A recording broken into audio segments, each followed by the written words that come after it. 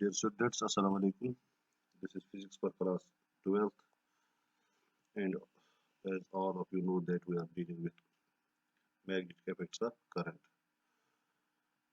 And our today's topic is magnetic field on the axis of a circular loop. This is the application of Biot-Savart law.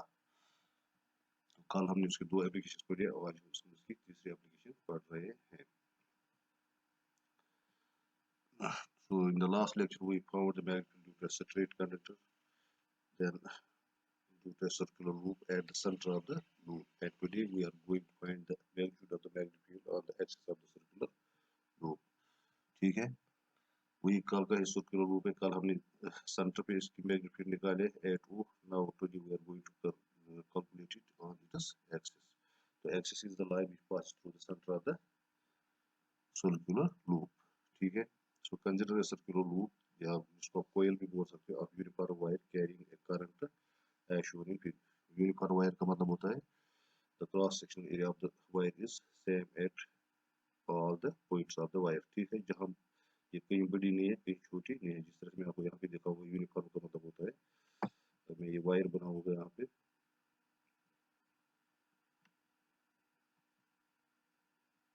ठीक है. अगर ये wire है तो ये इसको हम बोल सकते हैं this is of uniform cross section. या तो दूसरी वायर ऐसी भी हो सकती है, कहीं मोटी कहीं छोटी. ठीक है,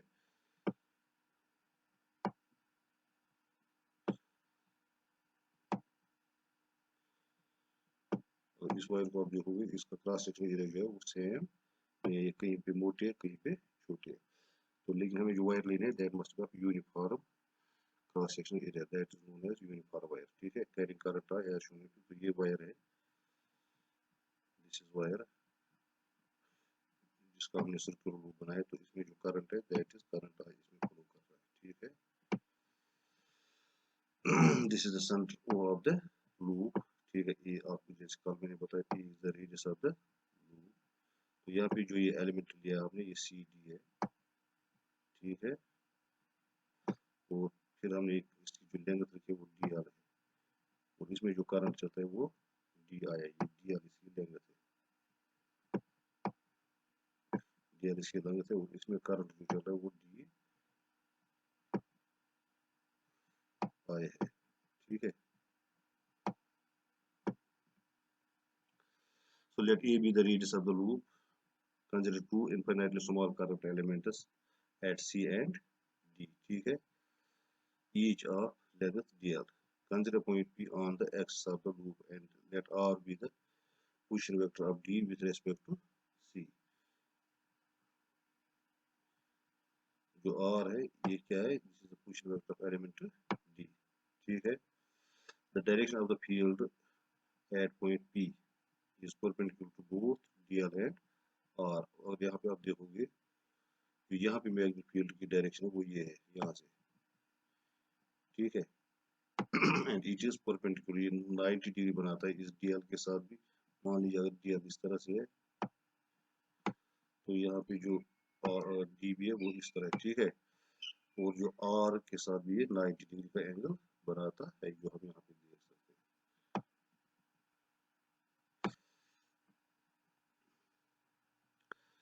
Now अब dB जो है it is neither in horizontal direction or in vertical direction, so we have to resolve it in two rectangular components. ठीक है, so यहाँ से इसका जो vertical component है that is dB cos alpha, और जो इसका horizontal component है that is dB sin alpha. ठीक है, एक्चुअली अगर ये अल्फा है तो आप ये याद रखना ये भी अल्फा होगा, ये सॉरी ये नहीं, ये अल्फा होगा ये वाला. तो आप याद रखना cos अल्फा हम जब हम रिजॉल्व करते हैं किसी वेक्टर को, अगर ये वेक्टर r है जो आपने 11th में पढ़ा होगा, अगर ये वेक्टर r है तो इसका जो हम यहाँ से लेते हैं, यहाँ से इसका हॉरिजॉन्टल कंपोनेंट लेते हैं cos अल्फा. ठीक है, लेकिन जब वो यहाँ पे थीटा होगा, ठीक है, तो यहाँ से इसका वर्टिकल कंपोनेंट होगा v, यहाँ से हॉरिजॉन्टल. तो हॉरिजॉन्टल का मतलब होता है हॉरिजॉन्टल के साथ हमें cos रखना पड़ता है. ठीक है, अब अगर इस तरह से केस होगा, अगर एंगल यहाँ से होगा, ये आर है, अगर थीटा ये होगा, याद ये कंफ्यूज मत होना, ये अगर थीटा होगा, ठीक है, तब हॉरिजॉन्टल कंपोनेंट ये बन जाएगा, ये और ये वर्टिकल कंपोनेंट बन जाएगा, ठीक है, this will be vertical component, cos यहाँ से आएगा। इसलिए अगर आप यहाँ पर भी देखोगे, जो कॉस अल्फा है वो इस अल्फा तो ये है, ठीक है, so therefore d B cos alpha इस डायरेक्शन में, this is the horizontal component and this is the vertical component.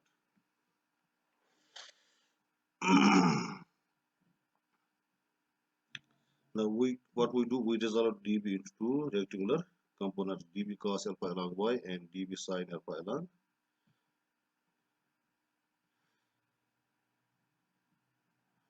x, ठीक है। Similarly, resolve dB into two rectangular components, dB sin alpha along x and dB cos alpha along y axis, ठीक है।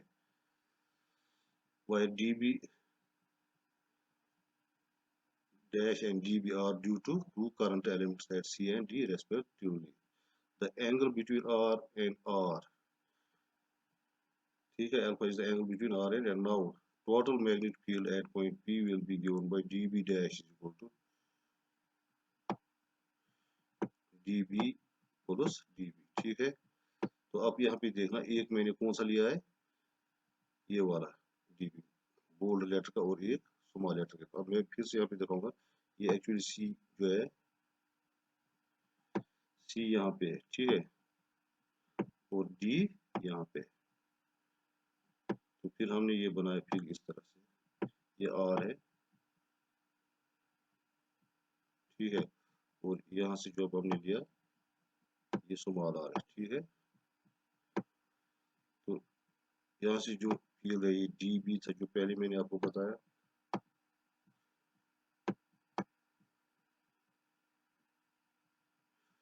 ठीक है, ये तो 1 dB यहाँ से,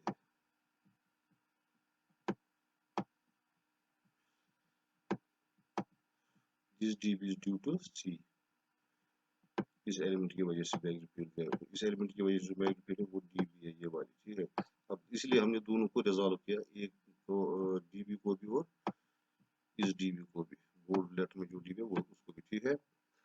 सो it will B dB cos alpha plus dB sin alpha, और फिर बोल्ड लेटर dB जो मैंने लिखा है dB cos alpha plus dB sin alpha, just distinguish between the two dB, इसको एक को मैंने स्मॉल लेटर में लिखा है, एक को क्या ये बोल्ड लेटर में लिखा है। अब आप खुद देख सकते हो फिगर से, जो dB cos alpha that is equal to minus dB cos alpha, ठीक है, वहाँ पे अपोजिट डायरेक्शन में, सो दैट dB जब इसको उस साइड में लोगे, तो जब हम इसको यहाँ पे सब्स्टिट्यूट करेंगे, इस dB cos अल्फा के बदले हमने मैंने लिखा है माइनस dB cos अल्फा, ठीक है, और जो अपना dB cos अल्फा होता है वो यहाँ पे है, और ये dB sin अल्फा ये वाला ये यहाँ पे मैंने लिखा है, और dB sin अल्फा ये वाला मैंने यहाँ पे लिखा है, ये कैंसिल हो जाएगा, dB cos अल्फा और dB cos अल्फा कैंसिल हो जाएगा, तो I will get ultimately dB dash is equal to dB sin 2 dB sin alpha. Let me denote this equation by 2, ठीक है। अब dB sin alpha due to current element C at C and dB sin alpha is the magnitude of the magnitude due to current element at D, ये मैंने लिखा है, ठीक है। Now according to Biot-Savart law, dB is equal to mu naught upon 4 pi I dl cross R, जो formula हमारे पास है R cube, so dB will be equal to mu naught upon 4 pi I dl sin theta by R square, ठीक है, और theta between R and dl is 90 degree, ठीक है, so sin 90 will be equal to 1, therefore we will get mu naught upon 4 pi I dl by R square. So the magnetic field at point P due to current element C and or D is given by dB is equal to dB sin alpha, ठीक है, actually हमें निकला था dB is equal to twice dB sin alpha, but that was due to two current elements C and D. Now due to one current element, that's either C or D, that will be dB is equal to dB sin alpha. This implies dB will be equal to mu naught upon 4 pi I dl by R square sin alpha. ठीक है. Now if we want to find the total magnitude, then we have to integrate this equation. ठीक है. अब इस equation को क्या करें, integrate करें. So यहाँ पे मैंने इसको इंटीग्रेट किया है, यहाँ पे आप देख सकते हो. ठीक है. तो यहाँ पर भी मैंने इंटीग्रेट किया है. ये mu naught upon 4 pi I d l r square sine alpha. This is equals mu naught upon 4 pi r square. और उसके कांस्टेंट है, ये मैंने बाहर निकाला है. ठीक है. आई भी मैंने बाहर निकाला है. अब इंटीग्रेशन के अंदर क्या रहेगा, सिर्फ डी एल रहेगा. नाउ डी एल जो निकाल में बताया, is equal to circumference of the circular loop, that is 2 pi a. D L is the total length of the circular loop, that is equal to its circumference, that is 2 pi a. So b will be equal to mu naught upon 4 pi r square I sin alpha 2 by a. ठीक है. अब यहाँ पे 2 को factorise करेंगे इसके 4 के साथ, so we will get only 2. 2 बच जाएगा नीचे. ठीक है. और a और r स्क्वायर बच जाएगा, a बच जाएगा. ठीक है. I a sin alpha, सिर्फ एक 2 कैंसिल हो जाएगा. Let me denote this equation by 4. So from the figure C, using Pythagoras theorem, hypotenuse square is b square plus perpendicular square, so it will be r square will be equal to a square plus r square, or r will be equal to under root of a square plus r square, or it will be equal to a square plus r square raised to power 1 by 2. Also sine alpha is some people have perpendicular by hypotenuse. आप ठीक से देखोगे perpendicular वहाँ पे h r है. So sine alpha will be equal to p by h, perpendicular by hypotenuse, that will be equal to a by r, or it will be equal to a by under root a square plus r square raised to power 1 by 2, because r का वैल्यू हमने यहाँ पे ये निकाला है. ठीक है. a square plus r square raised to power 1 by 2. Now substituting in equation 4 we get, जब हम equation 4 में जो यहाँ पे equation 4 है, ठीक है, मैं sin alpha का वैल्यू यहाँ पे सब्स्टिट्यूट करूंगा और r का वैल्यू सब्स्टिट्यूट करूंगा. ठीक है. So we will get mu naught upon 2, r का वैल्यू ये है a square plus r square. ठीक है. I ये जो उधर ही था a by a square plus ये sin alpha का वैल्यू जो मैंने निकाला है. ठीक है.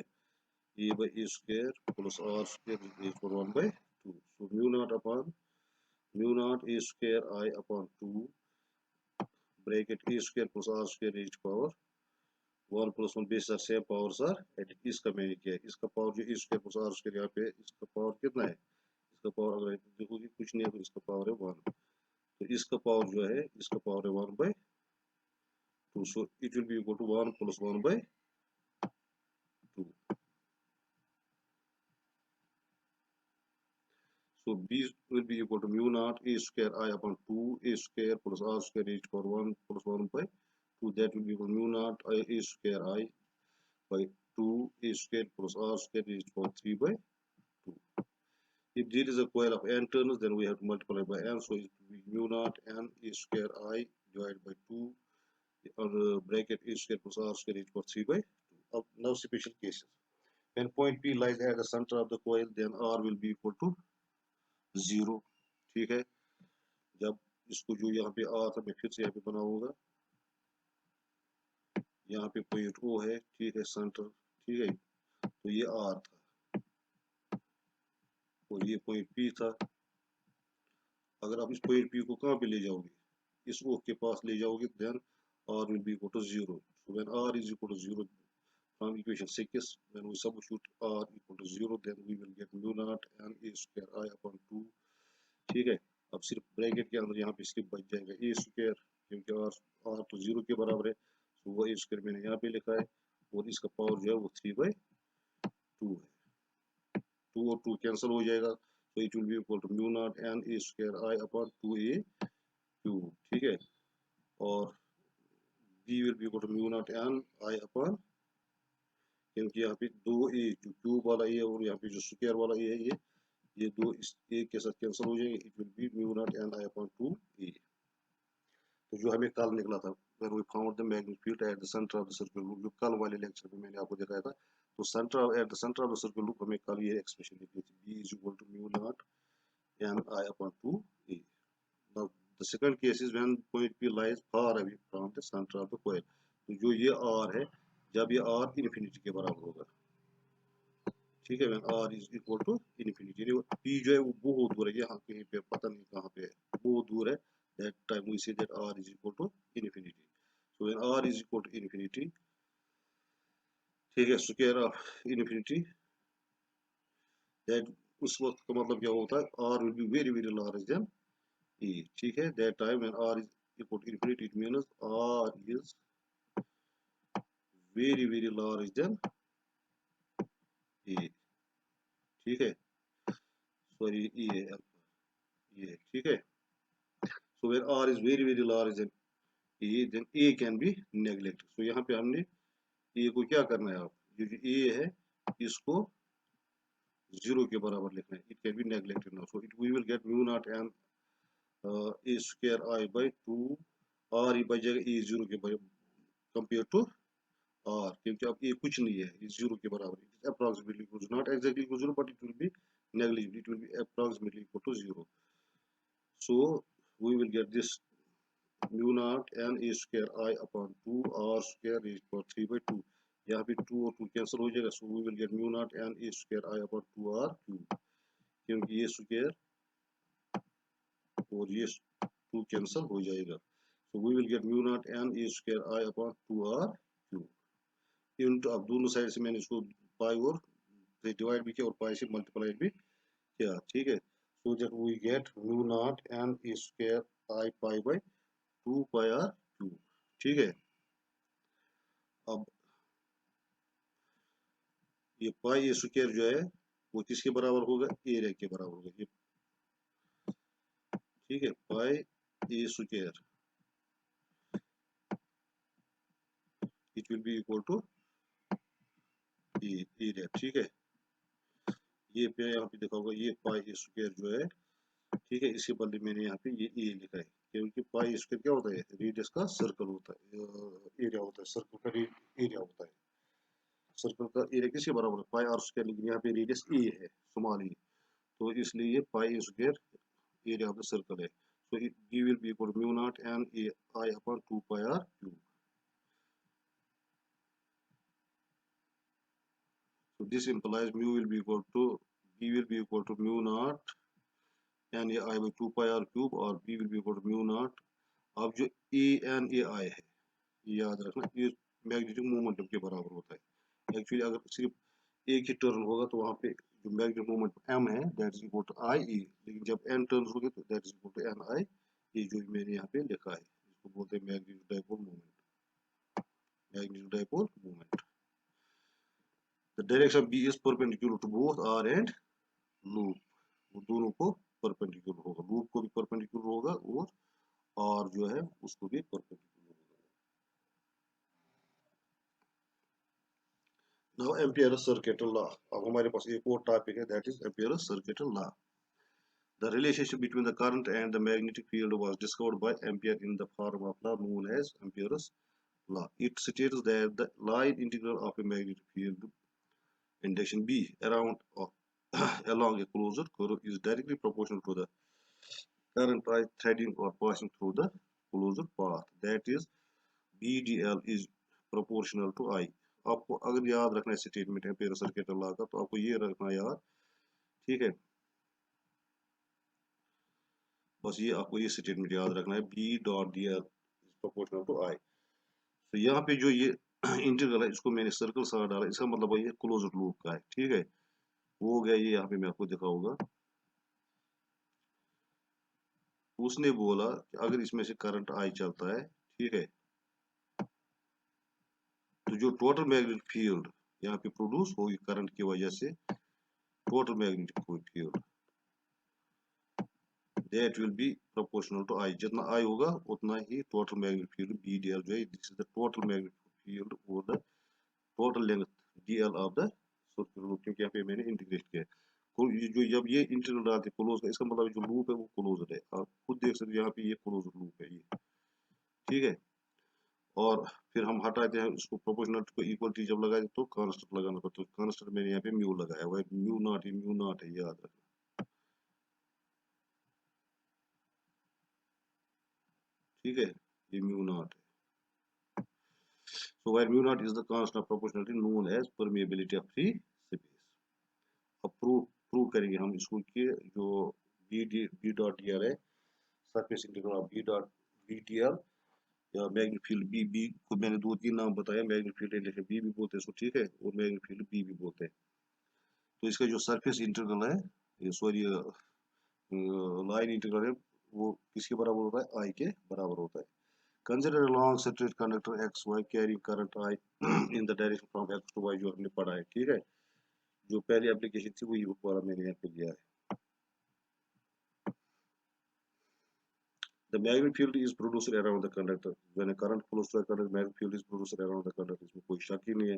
The magnetic lines of force are concentric circle, जो मैंने बताया आपको, it is given by right hand thumb rule. ठीक है, thumb is in the direction of the current, then the fingers will encircle the straight conductor in the direction of the magnetic lines of force. वो भी मैंने आपको बताया by right hand rule, thumb rule, RHT, right hand, T होता है thumb rule. The magnetic lines of force are concentric circles perpendicular to the plane of the paper as shown in fig. अब ये fig आप याद रखना, ठीक है। तो यहाँ पे जो है ये R है, यहाँ पे मैग्नेटिक फील्ड प्रोड्यूस हो गई यहाँ पे, ठीक है। यहाँ पे हम देख रहे हैं जो मैग्नेटिक फील्ड की डायरेक्शन है वो ये है, ठीक है। So it is perpendicular to the plane of the paper, यानी पेपर के ऊपर की तरफ जा रहा है, ठीक है। जो हमारे कागज शीट है, जो नोटबुक का पेज है, it is perpendicular to that page, directed upwards, ठीक है। So it will also be perpendicular to R. The magnitude of the magnetic field index B at point P at the distance R from the conductor is given by, जो हमने निकाला है, हमने application पढ़ा था वहाँ पे हमने निकाला P पे जो magnetic field है, that's equal to mu naught I upon 2 pi R, and the direction of B at every point is along the tangent to the circle. वहाँ पे जो tangent बनेगा उसी डायरेक्शन में magnetic field B होगा। Consider a small element dl of the circle of radius R at point P at an angle where theta is the angle between dl and B is same, that is theta is equal to 0.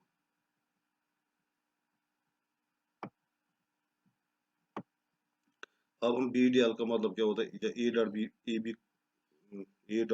B cos theta के बराबर होता है। Similarly B dot D L will be equal to B D l cos theta, ठीक है। That will be equal to B D l cos 0 because theta is 0, cos 0 is 1, it will be equal to B D l. अब B को मैंने बाहर निकाला, it will be integral over d l.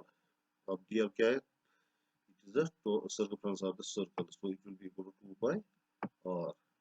अब फिर हम b का value substitute करेंगे, तो B D L will be equal to B 2 by r. अब b का वैल्यू हमने निकाला था mu naught I upon 2 pi r into 2 pi r, 2 pi और 2 पाई आर कैंसिल हो जाएगा, mean B D L will be equal to mu naught I which is Ampere's circuital law, ठीक है। तो कल हम पढ़ेंगे applications of Ampere's law, that will be our tomorrow's topic. Thank you for watching.